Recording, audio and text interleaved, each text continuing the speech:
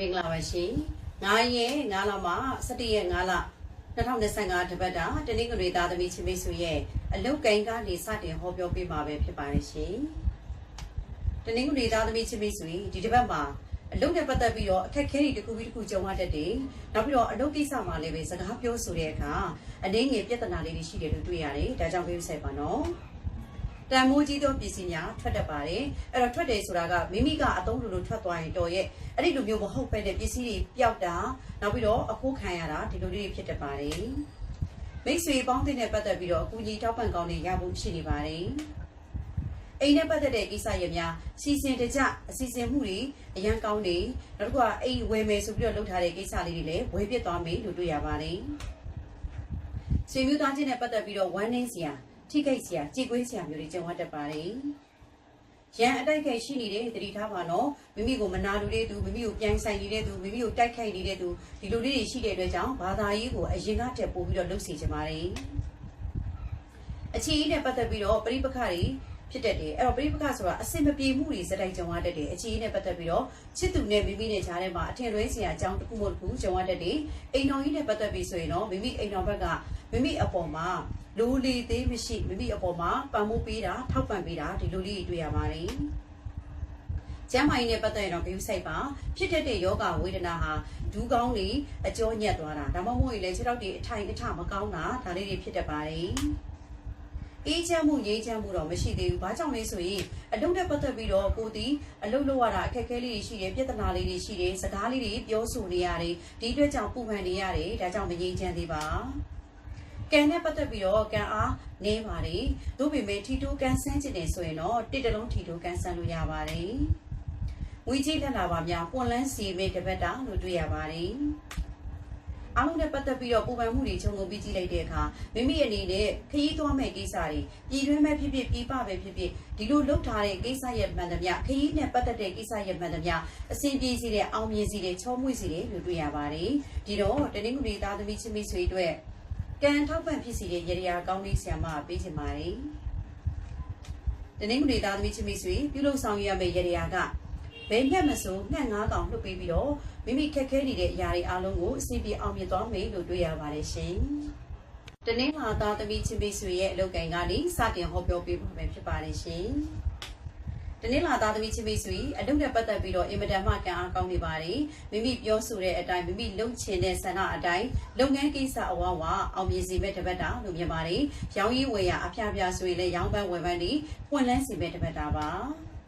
တန်မိုးကြီးရဲ့ပစ္စည်းတွေထွက်တတ်ပါတယ်ဒါကတော့မိမိအနေနဲ့အိမ်ရောင်းချင်တာဒါမှမဟုတ်မြေရောင်းချင်တာဒါမှမဟုတ်ခြံဝိုင်းတွေရောင်းချင်တာဒါမှမဟုတ်ကားရောင်းချင်တာဒီလိုမျိုးတန်မိုးကြီးရဲ့ပစ္စည်းကိုရောင်းထွက်စီတယ်လို့တွေ့ရပါတယ်မိတ်ဆွေပေါင်းတဲ့ပတ်သက်ပြီးတော့ကူညီမှုတွေထောက်ပံ့မှုတွေပံ့ပိုးမှုတွေရရှိစေမဲ့တပတ်တာပါအိမ်နဲ့ပတ်သက်ရင်တော့အရင်စိတ်ရှုပ်နေရပါလိမ့်မယ်အိမ်ပေါ်မှာစိတ်တိုင်းနေမကြတာအိမ်ကလည်းမိမိပြောရင်လက်မခံတာမျိုးလေးဖြစ်တတ်ပါတယ်ဆွေမျိုးသားချင်းစီကမထင်မှတ်တဲ့အကူအညီထောက်ပံ့ကောင်းတွေရဖို့ရှိနေပါတယ်။ရန်အနေနဲ့တိုက်ခိုက်လုံးဝမတွေ့ရပါဘူးရှင်။အခြေအနေနဲ့ပတ်သက်ပြီးတော့မျက်နှာအင်တန်ပွင့်နေတယ်လူချစ်လူခင်ပေါ်နေတယ်ချစ်သူရှိနေတဲ့သူဆိုရင်တော့ပြဿနာရှိတာပေါ့နော်။ချစ်သူရှိနေပါလေရဲ့အခြားသူတွေရဲ့စိတ်ဝင်စားခြင်းကိုခံရတတ်ပါတယ်။အိမ်တော်ကြီးနဲ့ပတ်သက်ရင်မိမိအိမ်တော်ဘက်ကမိမိအပေါ်မှာငွေကြီးတော်၎င်းလုပ်ငန်းကိစ္စတော်၎င်းဒီလိုအကြံဉာဏ်ကောင်းလေးတွေအပြည့်အဝပေးလာမယ်လို့တွေ့ရပါတယ်။ကျမ်းမာရေးနဲ့ပတ်သက်ရင်စိုးကျိုးလုံးဝမရှိပါဘူးရှင်။ရခင်ကလေးကကျမ်းမာရေးယောဂဝေဒနာခံစားနေရတဲ့တနင်္လာသားသမီးချစ်မိတ်ဆွေဆိုရင်ဒီတစ်ပတ်မှာအနာနယ်ဆေးနဲ့တွေ့မယ်။ဆရာကောင်းတမကောင်းတွေ့ပါမယ်။ဆေးကုသမှုအောင်မြင်စေမဲ့တစ်ပတ်တာလို့မြင်ပါတယ်။အေးချမ်းချင်းငြိမ်းချမ်းချင်းတော့မရှိသေးဘူး။ဘာကြောင့်လဲဆိုတော့မိမိတီဘာလေးပဲလှုပ်လိုက်ကိုလုံးရတဲ့ကိစ္စလေးတွေမှာအခက်ခဲလေးတွေကြားကနေပြီးတော့မှရင်ဆိုင်ကြော်လွှားမဲ့ကိစ္စလေးရှိတဲ့အတွက်ကြောင့်မအေးချမ်းသေးလို့တွေ့ရပါတယ်။ကံနဲ့ပတ်သက်ပြီးတော့ကံအားအလွန်ကောင်းနေပါတယ်။ထီတိုးကန်ဆန်ပဲဆိုရင်တော့6တလုံးထီတိုးကန်ဆန်လို့ရပါတယ်။ဝင်လာတော့ငွေကြီးတွေမိမိလက်ထဲမှာဆိုရင်အဖက်မတည့်တတ်ဘူး။ဒါကြောင့်မိမိကတကယ်လုံခြုံစိတ်ချတဲ့နေရာတွေမှာထားမယ်ဆိုရင်ပို့ပြီးတော့မှအဆင်ပြေပါတယ်။ အားလုံးနဲ့ပတ်သက်ပြီးတော့ပူပန်စရာတွေခြုံငုံပြီးကြည့်လိုက်တဲ့အခါစိုးဝါတဲ့ပူပန်မှုမျိုးတော့မတွေ့ရဘူးဒါပေမဲ့ကိုလှုပ်ရတဲ့ကိစ္စလေးတွေကိုပြောရတဲ့ကိစ္စလေးတွေဆိုရင်တစ်ချိန်တစ်ခါတည်းနဲ့မပြီးပဲနဲ့နှစ်ချိန်နှစ်ခါပြောဆိုရတာမျိုးလေးတော့ကြုံရတတ်ပါတယ်ဒီတော့တနေ့လာသားသမီးချင်းမိတ်ဆွေတွေကံထောက်ပံ့ဖြစ်စေတဲ့ရေရာကောင်းလေးဆံမပေးချင်ပါတယ်တနေ့လာသားသမီးချင်းမိတ်ဆွေပြုလုပ်ဆောင်ရမယ့်ရေရာကတန်ဃာတော်ကိုနန်းကြီးသုံးလူတန်းချင်းဖြင့်ဆုံးလောင်းလူချင်းဖြင့်မိမိခက်ခဲနေသောတပတ်တာပြည်လည်သွားမိလို့တွေ့ရပါတယ်ရှင်။အင်္ဂါသားသမီးချင်းမိတ်ဆွေရဲ့လောက်ကင်ကနေစတင်ဟောပြောပေးမှာပဲဖြစ်ပါတယ်ရှင်။အင်္ဂါသားသမီးချင်းမိတ်ဆွေအလောက်ကင်တွေအရန်ကောင်းနေအလုပ်နဲ့ပတ်သက်ပြီးတော့နေရာကောင်းတွေလည်းရတတ်တယ်။အယောင်းဝယ်နဲ့ပတ်သက်ပြီးဆိုရင်လည်းရောင်းပန်းဝယ်ပန်းတွေပွင့်လန်းစီတွေမိမိကဘာလေးပဲရောင်းလိုက်အယောင်းဝယ်ကောင်းနေပဲတပတ်တာလို့တွေ့ရပါတယ်။တန်ဖိုးကြီးသောပစ္စည်းများဝင်လာဖို့ရှိနေပါတယ်။မိတ်ဆွေပေါင်းတဲ့ပတ်သက်ပြီးတော့အကူအညီကောင်းထောက်ပံ့ကောင်းတွေရဖို့ရှိနေတယ်။ပညာရေးနဲ့ပတ်သက်တဲ့ကိစ္စ၊သင်တန်းနဲ့ပတ်သက်တဲ့ကိစ္စတွေအလွန်ကောင်းနေပါတယ်။ဆွေမျိုးသားချင်းနဲ့ပတ်သက်ပြီးတော့စိတ်ရှုပ်စရာစိတ်ညစ်စရာတစ်ခုပြီးတစ်ခုကြုံရတတ်ပါတယ်။ရန်အန်ဒီရဲ့ဆူဆူဝါမရှိပါဘူးရှင်။မိမိကအချစ်သူခင်သူတွေပေါ်နေတဲ့တပတ်တာလို့လည်းမြင်ပါတယ်။အချီးနဲ့ပတ်သက်ပြီးတော့အေးနေမယ်ငြိမ့်နေမယ်အေးစစ်စစ်လေးဖြတ်တန်းနေရမယ်အိမ်တော်ကြီးနဲ့ပတ်သက်ရင်အလှူဒန်းလေးတွေမိသားစုလိုက်လှုပ်ဆောင်နေရတာမျိုးကြုံတွေ့ရမှာပဲဖြစ်ပါတယ်ကျမ်းမာရေးနဲ့ပတ်သက်ရင်တော့စိုးကျိုးမရှိဘူးသို့ပေမဲ့အေးပတ်တာတရားလေးရောခံစားတတ်တယ်ဒါကြောင့်အနေတိုင်းဒီဥဆိုင်ပါနော်အေးချမ်းချင်းငြိမ်းချမ်းချင်းရောက်ရှိလာမဲ့တပတ်တာလို့မြင်ပါတယ်ကိုလှုပ်ဆောင်ရမယ့်ကိစ္စရက်တွေအစီအစဉ်တကြနဲ့ပုံစံလေးချပြီးတော့လှုပ်ဆောင်နိုင်မယ့်ထဲမှာပါပါတယ်စာရွက်စာတမ်းနဲ့ပတ်သက်တာစာချုပ်စာတမ်းနဲ့ပတ်သက်ပြီးတော့ချုပ်ဆိုတဲ့ကိစ္စလက်မှတ်ထိုးတဲ့ကိစ္စမှာအမှားအယွင်းလေးတွေဖြစ်တတ်တယ်ဒါလေးကိုတော့သတိထားပါနော်ကံနဲ့ပတ်သက်ပြီးတော့ကံအားအလွန်ကောင်းနေပါတယ်ထီတိုးကန်ဆန်းခြင်းနဲ့ဆိုရင်တော့ငါးတလုံးထီတိုးကန်ဆန်းလို့ရပါတယ်ဝေးကြီးကိစ္စတွေခေါင်းရှုပ်ရတယ်အဲ့ဒါကရရန်ရှိတာရောပေးရန်ရှိတာရောအင်တန်ခေါင်းပူနေတယ်ခေါင်းရှုပ်နေတယ်လို့တွေ့ရပါတယ်အားလုံးနဲ့ပတ်သက်ပြီးတော့ပူပန်စရာခြုံငုံပြီးကြည့်လိုက်တဲ့အခါအတိုက်ခံနေကြတွေဖောက်ထွက်ပြီးအောင်မြင်စေဘက်တစ်ပတ်တာလို့မြင်နေပါတယ်ဒီတော့အင်္ဂါသားသမီးချင်းမိတ်ဆွေတွေကံထောက်ပံ့ဖြစ်စေတဲ့ရေရာကောင်းလေးဆရာမပေးချင်ပါတယ်အင်္ဂါသားသမီးချင်းမိတ်ဆွေပြုလုပ်ဆောင်ရမယ့်ရေရာကမိမိနေငါဖျားမှာသမင်းနဲ့ပြောင်းမှုကြော်နဲ့စက္ကန့်လူတန်းချင်းဖြင့်ခက်ခဲနေသောတစ်ပတ်တာအလုံးစုံပြည်လည်သွားမယ်လို့တွေ့ရပါတယ်ရှင်ဗုဒ္ဓဟူသားသမီးချင်းမိတ်ဆွေရဲ့အလုပ်ကိုင်ကနေစတင်ဟောပြောပေးမှာပဲဖြစ်ပါတယ်ရှင်ဗုဒ္ဓသားသမီးချင်းမိတ်ဆွေအလုံးနဲ့ပတ်သက်ပြီးတော့ပြဿနာအနေငယ်ရှိတယ်ဂရုစိုက်ပါနော်အထက်လူကြီးအကြီးကင်းများရဲ့ညှိုးတော်ခံရတတ်ပါတယ်ဒါကြောင့်သတိထားပါတမိုးကြီးရဲ့ပစ္စည်းတွေထွက်တတ်ပါတယ်အရေးကြီးသောစာရွက်စာတမ်းများပျောက်တတ်ပါတယ်ဂရုစိုက်ပါနော်မိတ်ဆွေပေါင်းတဲ့ပတ်သက်ပြီးတော့အဖက်ဖက်ကနေအကူကြီးကောင်းလေးတွေထောက်ပံ့ကောင်းတွေရဖို့ရှိပါတယ်ညီကိစ္စအမွေအနှစ်နဲ့ပတ်သက်တဲ့ကိစ္စရပ်တွေစကားပြောဆိုတဲ့အခါအောင်မြင်စေဘက်တစ်ပတ်တာပါအိမ်ကိစ္စနဲ့ပတ်သက်ပြီးတော့အဆင်ပြေပါမယ်အိမ်အယောင်းဝယ်လုပ်တာအိမ်နဲ့ပတ်သက်ပြီးတော့အိမ်ငှားတာနောက်အိမ်နဲ့ပတ်သက်ပြီးတော့အိမ်ပြင်တာအိမ်ဆောက်တာဒီလိုကိစ္စလေးဆောင်ရွက်တဲ့အခါမှာအဆင်ပြေအောင်မြင်စေဘက်တစ်ပတ်တာပါဆွေမျိုးသားချင်းစီကနိုင်ရေးတဲ့တွေကြားတတ်ပါတယ်ရန်အနေနဲ့တိုက်ခိုက်ရှိနေတဲ့ဂိမ်းဆိုင်ပါနော်မိမိသွားတဲ့လာတဲ့နေရာပြောဆိုတဲ့အခါမှာပို့ပြီးတော့သတိလေးထားစေချင်ပါတယ်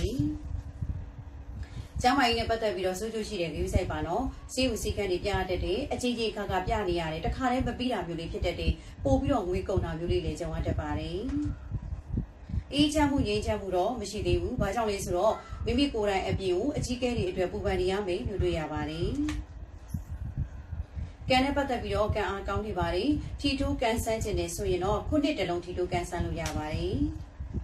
ငွေကြီးကိစ္စတွေစကားပြောဆိုတဲ့အခါမှာအဆင်ပြေလာပါလိမ့်မယ်အဲ့တော့ငွေကြီးစကားပြောဆိုပြီးဆိုရင်မိမိအနေနဲ့အဆောင်ကောင်းလေးဆောင်သွားပြီးမှပြောဆိုတယ်ဆိုရင်ပို့ပြီးတော့ထိရောက်ပါတယ်အဲ့ဒါကတော့ဘာလေးဆောင်သွားမလဲဆိုရင်မိမိရဲ့ပတ်စံအိတ်ထဲမှာငွေ1000တန်အသစ်ကလေးတစ်ရွက်ကိုရေမွေးလေးစုပ်ပြီးတော့ဆောင်သွားရင်ငွေကြီးကိစ္စစကားပြောဆိုတဲ့အခါအဆင်ပြေစေပါတယ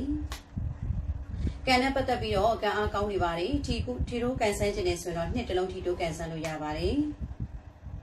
လက်လာပါလေးပွန်လန်းစီပဲတပတ်တာလို့တွေ့ရပါတယ်အဲ့တော့အားလုံးကိုခြုံငုံပြီးတော့ဆရာမကြည့်လိုက်တဲ့အခါမှာဒီတစ်ပတ်လုံးကိုကြည့်လိုက်တာဗုဒ္ဓဦးသားသမီးတွေမိမိကကျမ်းမာရေးနဲ့ပတ်သက်တဲ့ဝေဒနာလေးကိုပို၍ယူဆိုင်စေချင်ပါတယ်ဒီတော့ကံထောက်ပံ့ဖြစ်စေတဲ့ရေရာကောင်းလေးဆရာမပေးချင်ပါတယ်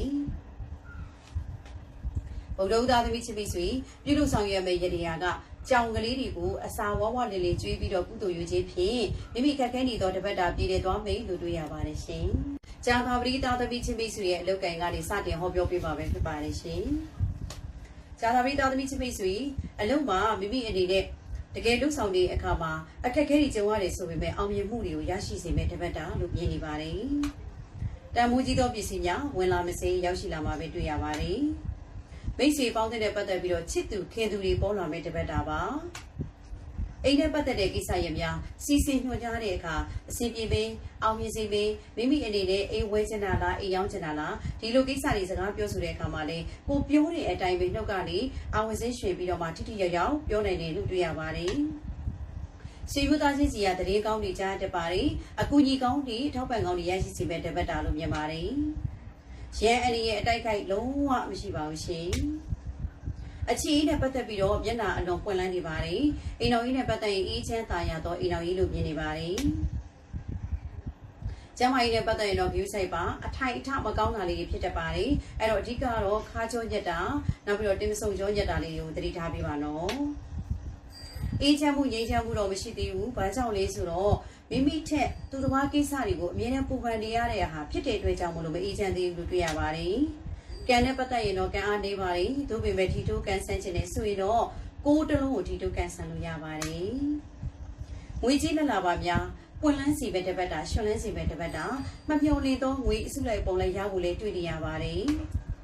်အားလုံးနဲ့ပတ်သက်ပြီးတော့ကိုပိုင်စီယာလေးချုံကိုပြီးကြည့်လိုက်တဲ့အခါမိမိသည်ကိုပါလေးပဲလုံးလို့ကိုလုံးတဲ့ကိစ္စရက်တိုင်းမှာအဖက်ဖက်ကနေကိုကြီးကောင်းထောက်ပံ့ကောင်းတွေရဖို့တော့ရှိတယ်။သို့ပင်ပဲကိုကလုံးလိုက်တော့မေးဆိုတာနဲ့အဖြက်ပေါင်းစုံပေါ်လာတတ်ပါတယ်။ဒါတော့ဘလို့အဖြက်မျိုးပဲရှိနေပါစေဘလို့အခက်ခဲမျိုးပဲရှိနေပါစေလုတ်ဆရာရှိတဲ့ကိစ္စကိုဒီဇိုင်းမပတ်ကလေးလှုပ်ဆောင်သွားမယ်ဆိုရင်ပို့ပြီးတော့အောင်မြင်စေမဲ့တပတ်တာပါ။ဒီတော့ဂျာသာပိသားသမီးချစ်မိတ်ဆွေတွေကံထောက်ပံ့ပြည်စီတဲ့ရေရာကောင်းလေးဆရာမပေးချင်ပါတယ်။ဇာတာပိသားသမီးချစ်မိတ်ဆွေပြုလို့ဆောင်ရမယ့်တပတ်တာရေရာလေးကမိမိရဲ့အိမ်ဖျားတော်၎င်းဝိနဲ့တောင်းတော်၎င်းထီးပြူအသေးလေးတွေ၅လက်လူတန်းချင်းဖြင့်ခက်ခဲနေသောတပတ်တာပြည်ခဲ့သွားပြီလို့တွေ့ရပါတယ်ရှင်။တောက်ကြသားသမီးချစ်မိတ်ဆွေရဲ့အလုပ်ကိုင်ကနေစတင်ဟောပြောပေးပါမယ်ဖြစ်ပါတယ်ရှင်။တောက်ကြသားသမီးချစ်မိတ်ဆွေအင်မတန်မှအလုပ်ကိုင်တွေကောင်းနေပါတယ်။အလုပ်မရသေးတဲ့သူကလည်းအလုပ်ရဖို့ရှိနေပါတယ်။ငွေကြီးကိစ္စလေးလည်းအဆင်ပြေမဲ့တပတ်တာလို့မြင်နေပါတယ်။တန်မိုးကြီးသောပစ္စည်းများဝင်လာဖို့ရှိနေပါတယ်ခရီးကန်တွေရန်ကောင်းနေတယ်မမျော်လင့်သောခရီးလေးတွေသွားတတ်တယ်အဲ့ဒီခရီးဟာပျော်ရွှင်ဝယ်ရခရီးဖြစ်တတ်ပါတယ်အိမ်ကိစ္စတွေစီစဉ်ရတဲ့အခါမှာခေါင်းရှုပ်စရာအာယုံနောက်စရာလေးကြုံရတတ်ပါတယ်ရန်အနေနဲ့တိုက်ခိုက်လုံးဝမတွေ့ရပါဘူးရှင်အခြေအနေနဲ့ပတ်သက်ပြီးတော့အချစ်တစ်တွေတူးလာတတ်တယ်မျက်နှာအရန်ပွင့်နေတယ်အိမ်တော်ကြီးနဲ့ပတ်သက်ရင်အေးချမ်းသာယာသောအိမ်တော်ကြီးလို့မြင်နေပါတယ်ကျမကြီးနဲ့ပတ်သက်တော့ view site ပါအဓိကတော့ကျမကြီးကကိုလက်နိုင်ချေကြိုက်ခဲတဲ့ဝေဒနာလေးခံစားတတ်ပါတယ်အေးချမ်းမှုငြိမ်းချမ်းမှုတော့မရှိသေးဘူးဘာကြောင့်လဲဆိုတော့ဘာလေးပဲလုပ်လို့အမြဲတမ်းတဲတိရင်ပိုလေးတွေလောက်ရတာမျိုးလေးဖြစ်တတ်ပါတယ်ကံနဲ့ပတ်သက်ရင်တော့အားနေပါတယ်သို့ပေမဲ့ထီတိုးကန်ဆန်းခြင်းနဲ့ဆိုရင်တော့ရှစ်တလုံးထီတိုးကန်ဆန်းလို့ရပါတယ်ငွေကြီးလက်လာပါများပွင့်လန်းလာမယ်သို့ပေမဲ့မိမိလက်ထဲမှာငွေမမြဲတာမျိုးလေးဖြစ်တတ်တယ်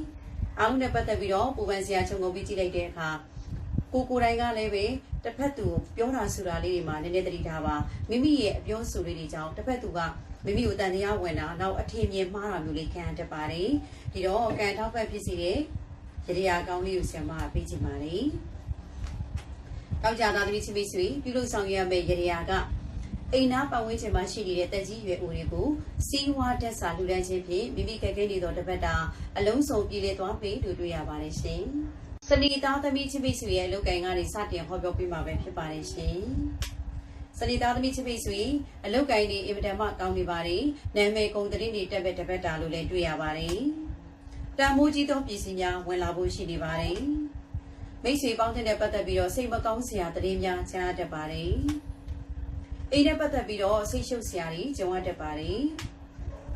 ဆွေမျိုးသားချင်းစီမှာအကူကြီးကောင်းတွေထောက်ပံ့ကောင်းတွေကြံကြံကောင်းတွေရရှိစေမယ့်တပတ်တာပါရန်အနေနဲ့လုံးဝမတွေ့ရပါဘူးရှင်မိမိအနေနဲ့ရန်အတိုက်ခိုက်မရှိတဲ့အပြင်ချစ်သူခင်သူပေါ်လာပဲတပတ်တာလို့တွေ့ရပါတယ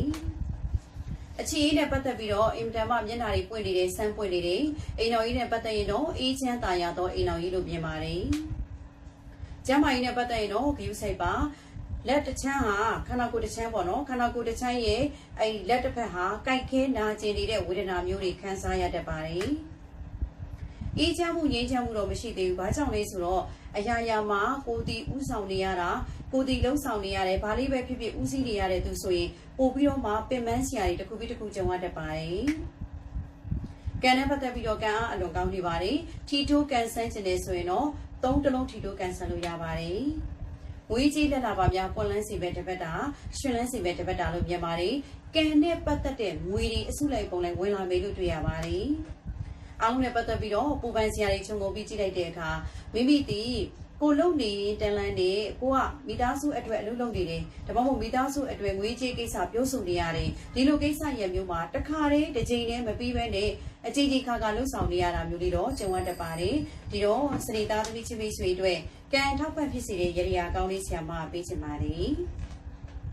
စနေသားသမီးချင်းမိတ်ဆွေပြုလို့ဆောင်ရမယ့်ရည်ရည်ကမိမိနေအိမ်ကဘုရားမှာတာကူချိုတပတ်ကန်လူတန်းချင်းဖြင့်ခက်ခဲနေသောတပတ်တာအလုံးစုံပြည်လည်သွားမယ်လို့တွေ့ရပါတယ်ရှင်